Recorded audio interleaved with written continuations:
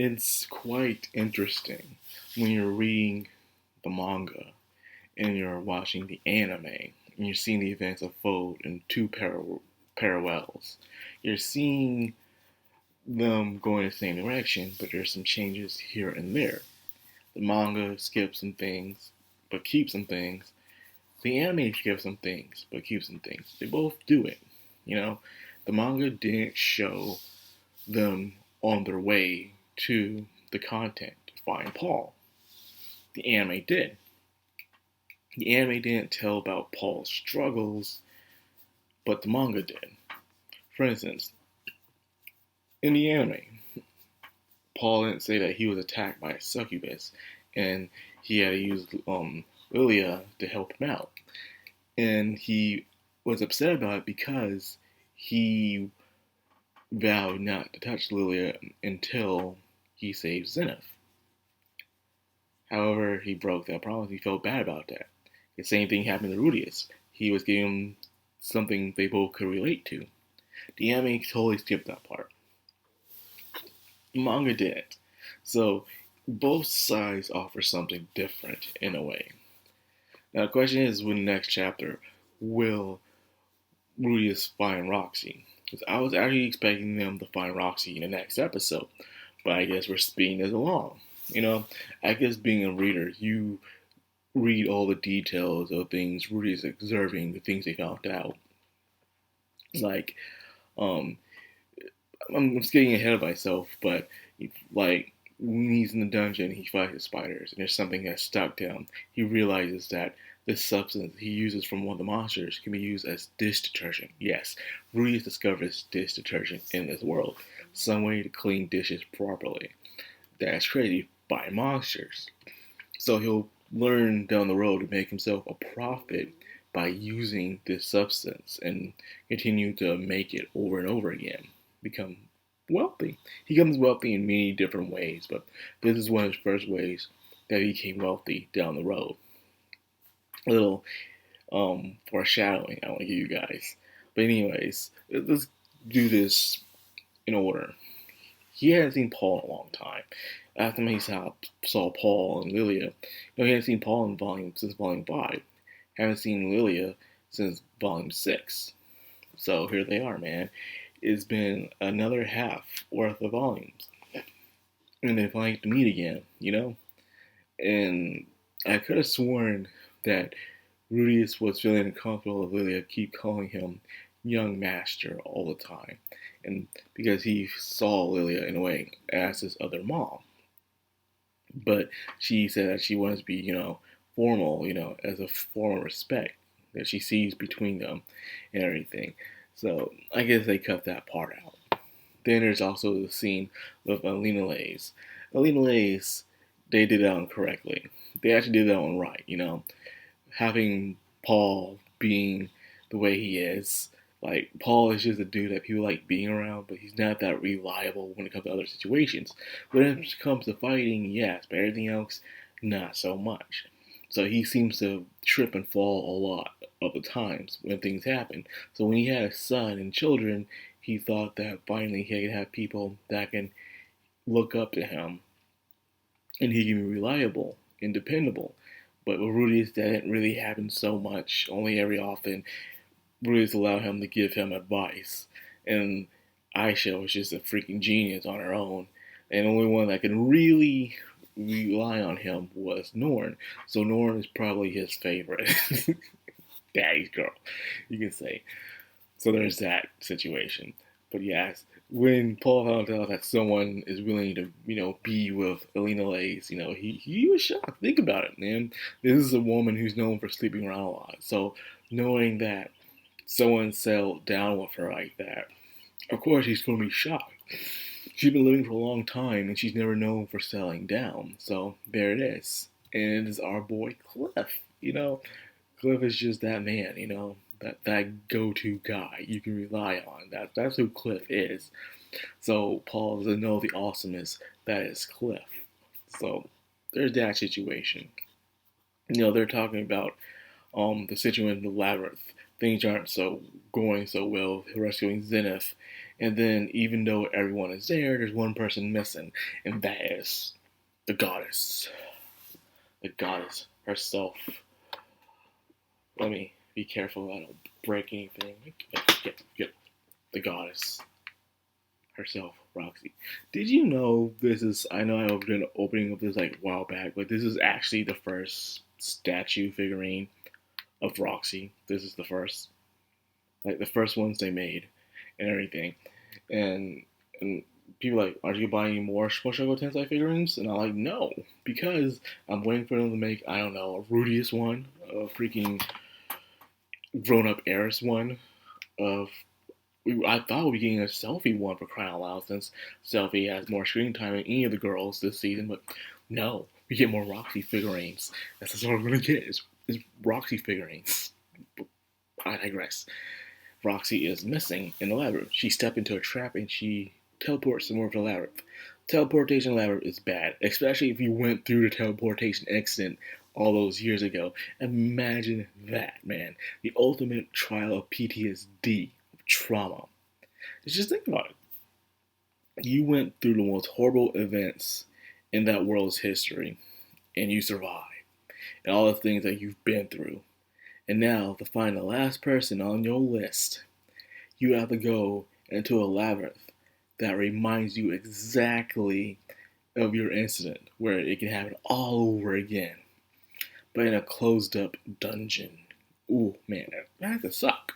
That really has to suck, because you just went through all this, man, and now you gotta go back. It's like you face your trials, now here is your final test. You have to go through this labyrinth that will cause you to teleport anywhere if you step on the wrong place. But luckily, we have professionals on our team, and I really wish Ghislaine was here. Ghislaine has good animal instincts, and she's a high class warrior. You know, she's close to being god class in a way, because she's a sword emperor, not a sword king, sword emperor. So, if she was here, I think it'd been a lot easier to clear out that dungeon. Just saying. Because her instincts and her sword skills would come in handy. Where Paul, I believe, is like a North saint, or he is a North king. Is one of those two. He's between North king and North saint. Can't remember. But then there's that. But either way, and this dude is dual wielding, by the way. He is freaking dual wielding. That is amazing. You know, I don't know why. Somehow dual wielding is just so awesome.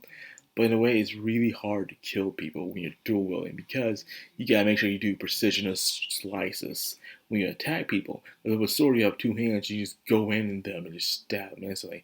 But with two swords in your hands, and they're not long swords, they can be short swords, it's a lot harder, because you're not pulling much as force as you usually do when you swing a sword.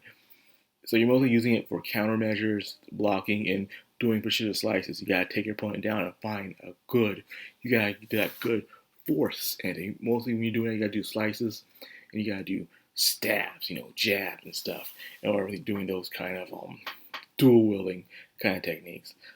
Doing a giant hack is just ain't gonna cut it with a dual wielding weapon. But I'm getting sidetracked here. I'm just always amazed when you see a dual wielding person. But anyways, um, with the Roxy rescue, you know, things seem kind of, like I said, felt kind of fast. You know, when you're reading the books, it feels different when you're watching anime.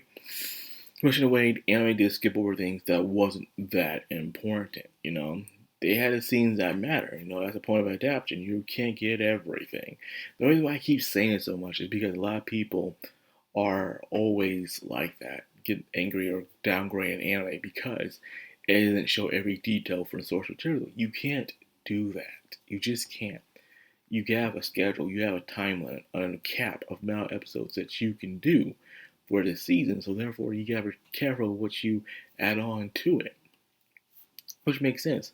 So they put all the important scenes in, you know. They meet Paul, they talk about the labyrinth. They even had their little chat at night, you know. But I could have sworn they were lying down. Yeah, I could have sworn they were staying on, like, sitting on the bed and stuff. I could have sworn they were lying down and just talking and stuff like that.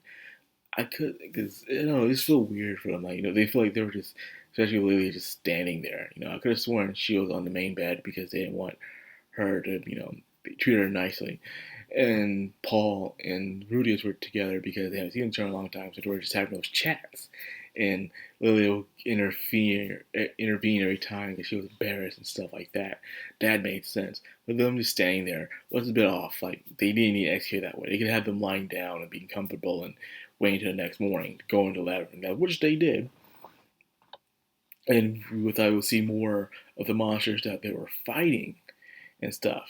But we didn't get to see that. Now, let's talk about these labyrinths. A lot of people have theories that the labyrinths of that world, there used to be old closed gateways to the other worlds that the other creatures escaped to when the other um, 5 worlds were collapsing. As you don't know, the actual world that Ruiz is in used to be like a 6-sided die. Each side represented a different world. And the center was the Void World, the one that held it all together. Thanks to the incident that happened a long time ago with the first I think the first Dragon God, all the other worlds were destroyed, except for the human world. So only a small fraction of the other people of the other worlds got to go to the human world. Only a small fraction. The others died there. They all died. So people believe that they got there by going through the caves of the human world, which is now labyrinths. Now, the mana leaked out through those things, and now you're seeing creatures you don't see anywhere in the outside world where Rudy is living at all.